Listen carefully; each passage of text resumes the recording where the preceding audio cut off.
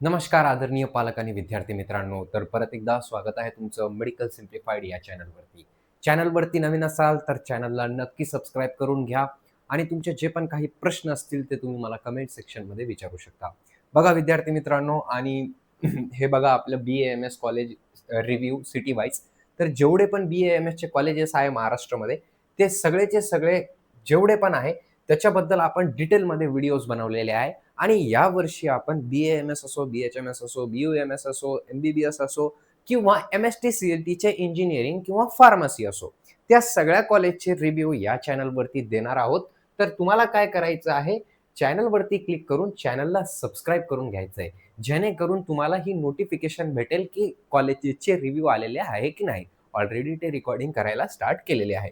तर आपण आपल्या व्हिडिओकडे वळूया. तर आज आपण या व्हिडिओमध्ये अत्यंत महत्त्वाचा मुद्दा बघणार आहोत आणि तो मुद्दा म्हणजे की 12वीचा निकाल काल लागलेला आहे.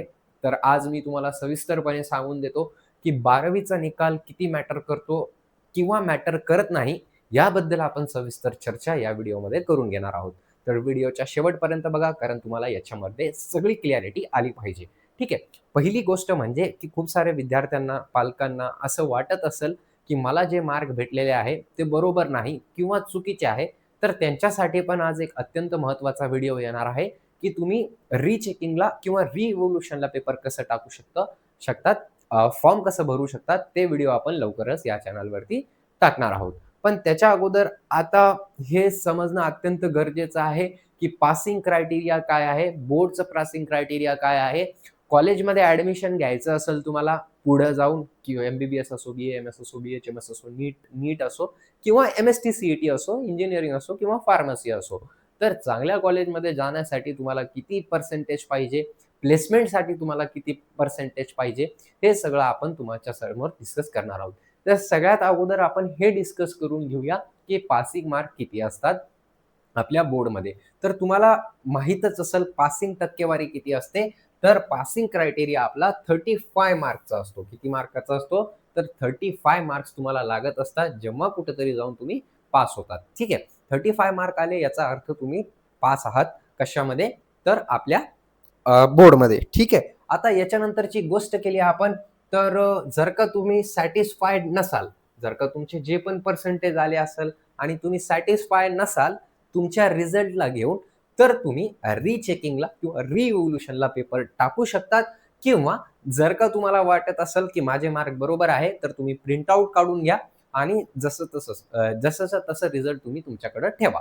ठीक आहे. पण जर का तुम्हाला कुठं ना कुठं असं वाटत असेल, किती पण पर्सेंटेज असो तुमचे, की माझ्या पेपरमध्ये कुठे ना कुठे चूक झालेली असेल आणि जर का तुम्ही एकदम कॉन्फिडंट असाल, की माझे मार्क वाढूनच येईल, कारण कधी-कधी काय होत असतं, की मार्क वाढण्याच्या ऐवजी कमी होऊन जातात. तर ही गोष्ट तुम्ही लक्षात घेणं अत्यंत गरजेची आहे, की जर का तुम्हाला वाटत असेल, की माझे मार्क कमी आहे, मी कॉन्फिडंट आहे, तर तुम्ही नक्कीच पेपर रिचेकिंगला टाका किंवा रिव्होल्यूशनला टाका. ठीक आहे. आणि जर का तुम्ही फेल झाले असाल, तर याचा अर्थ असा नाही, की तुम्ही फेल्युअर आहात. पण तरीसुद्धा जर का तुम्ही फेल झाले असाल, तर तुम्ही डबल पेपर देऊ शकतात का? तर हो, तुम्ही डबल पेपर देऊ शकतात. फक्त 2 दिवस तुमच्याकडे 1-2 महिन्यानंतर तुमचे डबल पेपर येत असतात. ठीक आहे. आय होप तुम्हाला हे कळालं असेल. आता याच्यानंतरची गोष्ट बघून घेऊया आपण, की ॲडमिशनसाठी एलिजिबिलिटी काय आहे? आता ॲडमिशन कशासाठी? तर एम-एस-टी, सी-ई-टीसाठी सगळ्यात अगोदर आणि त्याच्यासोबतच नीटसाठी सुद्धा हाच क्रायटेरिया आहे. नीटसाठी थोडा जास्त आहे, 50% आहे. 50% क्रायटेरिया आहे नीटसाठी. पण इथं एम-एस-टी, सी-ई-टीसाठी विचार केला आपण तर 45% तर सगळ्यात अगोदर एम-एस-टी, सी-ई-टीचं बघून घेऊया. त्याच्यानंतर नीटचं सुद्धा बघून घेऊया. तर एम-एस-टी, सी-ई-टीचं बद्दल बोललो आपण, तर एम-एस-टी, सी-ई-टीमध्ये फार्मसी जर का करायचं असेल तुम्हाला, तर तुम्ही 12वीत पी-सी-बी घेतलं असेल. साहजिक आहे. जर का फार्मसी करायचं असेल, तर पी-सी-बी घेतलं असेल किंवा जर का इंजिनिअरिंग घ्यायचं असेल, तर पी-सी-एम घेतला असेल आणि जर का तुमचा असा विचार चालू असेल, की मला दोन्ही करायचं आहे, तर तुम्ही पी-सी-एम-बी असं घेतलं असेल. ठीक आहे. तर फार्मसी जर का करायची असेल तुम्हाला, तर पी-सी-बीमध्ये तुम्हाला 135 मार्क हवे. किती किती मार्क? तर 135 मार्क. किती मार्क? 135. ठीक आहे. एवढं समजलं तुम्हाला? त्याच्यानंतर जर का इंजिनिअरिंग करायची असेल तुम्हाला, तर पी-सी-एम ग्रुप मिळून तुम्हाला 135 मार्क पाहिजे. आता याच्यामध्ये असं नाही, की इकडं म्हणजे सगळ्यामध्ये बरोबर पाहिजे. नाही.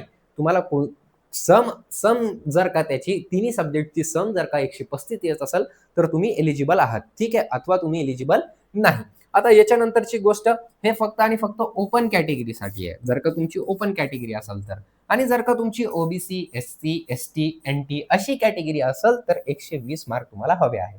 आता एक अजून गोष्ट तुम्हाला सांगून देऊ इच्छितो मी, हे कशासाठी झालं, तर हे आपलं झालं एमएसटी सीईटी साठी. आता आपण नीटच्या बद्दल बोलून घेऊया.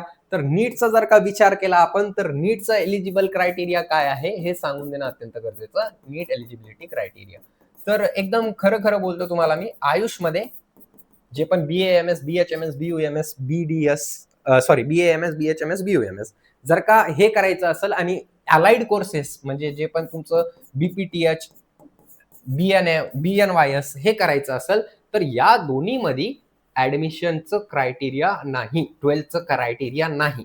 मागच्या वर्षीची ही एक नोटीस होती की त्याच्यामधून काय आयुषमधून आणि अलाइड कोर्सेसमधून क्रायटेरिया नव्हता. ठीक आहे, जेवढं समजलं तुम्हाला, ठीक आहे, चाल. पण MBBS किंवा BDS करायचं असेल तर तुम्हाला 50% मार्क हवे आहेत. किती टक्के? 50. म्हणजे याचा अर्थ सरळ सरळ 100 मार्काचे पेपर असतात आपले, बरोबर. आणि जर का हे 100 300 झाले तर 150 मार्क घेणं अत्यंत गरजेचं तुम्हाला, फक्त पीसीबी मध्ये PCM असतं का त्याच्यामध्ये, तर PCB नसतं त्याच्यामध्ये. तर आय होप तुम्हाला MST CETचा पण क्रायटेरिया समजला असेल आणि नीटचा पण क्रायटेरिया समजला असेल. आता याच्यानंतरची गोष्ट करून घेऊया जी सगळ्यात महत्वाची आहे, आणि सगळ्यात महत्वाची गोष्ट कोणती आहे, तर ती आहे आपली, एक मिनिट, हा, ती आहे आपली प्लेसमेंट आणि इलिजिबिलिटीची. तर प्लेसमेंट आणि इलिजिबिलिटी याचा अर्थ काय, प्लेसमेंट इलिजिबिलिटीचा अर्थ काय आहे, तर जेव्हा कुठेतरी तुम्ही कॉलेजमध्ये जासाल तेव्हा तिथं पण आहे ना कंपनीज येत असतात खूप साऱ्या, आणि त्या कंपनीज तुमच्याकडून एक्सपेक्ट करतात की तुम्हाला किती मार्क होते 12th बोर्डमध्ये. असं सगळ्या कॉलेजेसमध्ये होतं का, तर एक गोष्ट लक्षात ठेवा, एकच गोष्ट लक्षात ठेवा माझी, म्हणजे 12चे मार्क आहे ना, 12th HSC चे मार्क, याला धेल्याची किंमत नाही रे, खरंच नाही, धेल्याची किंमत नाही आहे ना. मला 91% होते 12वी मध्ये, काहीच फायदा झाला नाही त्याचा, काहीच नाही, एकदम खरं खरं. पण एक गोष्ट नक्की सांगू इच्छितो तुम्हाला मी, की जेवढे मार्क तुम्हाला जर का कॉम्पिटिटिव्ह एक्झाम मध्ये येत असेल,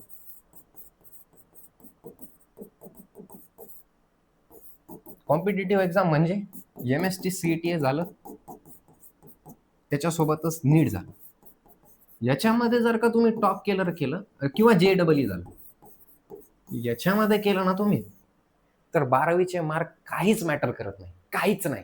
फक्त पास होऊन जा, 35% असेल तर खूप आहे. पण जर का याच्यात मजल मारली तुम्ही, तर विषय तिथं संपला.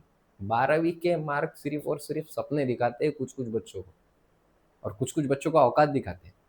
हे तुम्ही ऐकलं असेल, खूप सारे टीचर्स म्हणतात. मला म्हटलं होतं एक माझा मित्र आहे, त्यांनी म्हटलं होतं कि बोले तेको 12वीं में 91 आए ना, तो 12वीं के मार्क तेको सपने दिखाएंगे बोले, और नीट के मार्क तेको तेरी औकात दिखाएंगे बोले. लाईक सिरियसली असंच म्हटलं होतं तुम्हाला. मित्र आहे माझा, चांगला मित्र आहे, तो MBBS करत आहे सध्या. तर समजत आहे ना माझं बोलणं काय आहे. तर डिप्रेशन याच्यामध्ये जाऊ नका. नीट क्रॅक करा, JEE क्रॅक करा, MST CET क्रॅक करा, काहीच नाही याच्यामध्ये, ठीक आहे. ऑलरेडी तुम्हाला 50% पडतच असेल PCM मध्ये, PCB मध्ये, नाही पण पडत असेल काही हरकत नाही. आयुषमध्ये म्हणजे BAMS, BHMS, BUMS मध्ये नाहीच ऍडमिशन क्रायटेरिया, मागच्या वर्षी नव्हता, या वर्षी तर माहित नाही. MST CET मध्ये 45% तर असेलच तुम्हाला, आणि कॅटेगरी असेल तर तुम्ही 40% मध्ये सुद्धा तुमचं दखून जातं, म्हणजे 120 मार्क आहे ना त्याला, ठीक आहे. तर माझं बोलण्याचा अर्थ काय आहे की 12चे मार्क एवढे इम्पॉर्टंट नाही जेवढे इम्पॉर्टंट तुम्ही समजत आहे आज. तुम्हाला उद्या माहित पडेल की नाही, हे सगळ्यात जास्त महत्वाचं होतं. MST CET झाली, नीट झाली, JEE झाली, पण तरी सुद्धा काही काही कंपनी, आता तुम्हाला एक खरं खरं गोष्ट सांगतो मी, तर जे लो ग्रेडेड कॉलेज असतात ना, जे पण फार्मसी आहे किंवा इंजिनिअरिंग आहे, त्याच्यामध्ये कंपनी तुमच्याकडून डिमांड करते की तुमच्या 12वीचे पर्सेंटेज काय आहे. पण जे मोठे कॉलेजेस आहे, जे एकदम टॉप नॉच कॉलेजेस आहे, जे टॉपचे कॉलेजेस आहे, तिथं मार्क वगैरेचा क्रायटेरिया विचारला जात नाही, कारण त्यांना माहित आहे की हे जे विद्यार्थी आहे, म्हणून मी सांगितलं तुम्हाला याच्यामध्ये मजल मारा, 12वी काही नाही. तर जे मोठे मोठे कॉलेजेस असतात त्याच्यामध्ये जे कंपनी असतात ते तुमचे मार्क विचारत नाही. पण जर का तुम्ही छोट्या कॉलेजेसमध्ये गेलात, असेच छोटे कॉलेजेसमध्ये गेलात, तर तिथलचा सीन थोडा वेगळा आहे. ठीक आहे. तिथलचा सीन कसा आहे, एकदम बकवास कॉलेजमध्ये गेलात तुम्ही. एकदम खराब कॉलेज. त्याच्यामध्ये शिक्षक पण नाही, काहीच नाही, काहीच नाही. फक्त डिग्री घ्यायची म्हणून घ्यायची आहे. 90% कॉलेजेस तसेच आहेत. महाराष्ट्रामध्ये फार्मसीचे असो किंवा इंजिनिअरिंगचे असो. आता त्याच्यामध्ये 10 कंपनी आल्या. जेवढे लो कंपनी, जेवढे लो कॉलेजेस तेवढी त्यांची डिमांड वाढत जाते. ठीक आहे. म्हणजे मार्कवरती. तर 10 कंपनी आल्या तुमच्या कॉलेजमध्ये. फ्युचरची गोष्ट करत आहे मी, एकदम पुढे जाऊन. 10 कंपन्या आले, तर त्याच्यामधून 4 कंपन्या तुम्हाला काय सांगतील, की आम्हाला 60% वरचेच विद्यार्थी पाहिजे. अगोदरच आम्ही खालच्या कॉलेजेसमध्ये आलेलो आहे, तर आता आम्हाला याच्यामध्ये तरी सूट द्या, की आम्हाला जे विद्यार्थी आहे ते 60 मार्कापैकी जास्त पाहिजे. आणि 6 कंपन्या अशा असतात ज्यांना नो क्रायटेरिया, म्हणजे किती पण मार्क आले असेल 12वी मध्ये त्यांना काही फरक पडत नाही. ठीक आहे. थोडं मन मोकळं करून बोललो मी तुम्हाला, कारण मी मागच्या व्हिडिओमध्ये बघितलं की खूप सारे कमेंट होते, दादा आमचं असं झालं तसं झालं. काही हरकत नाही, तू अभ्यास केला ना, कुठं ना कुठं तुझं भलं होईल. ठीक आहे.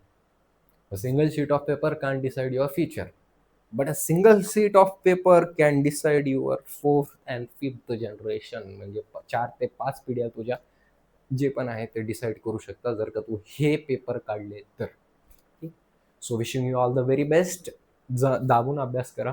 Thank you so much. Have a great day. I hope तुम्ही नक्कीच चांगलं करा. धन्यवाद.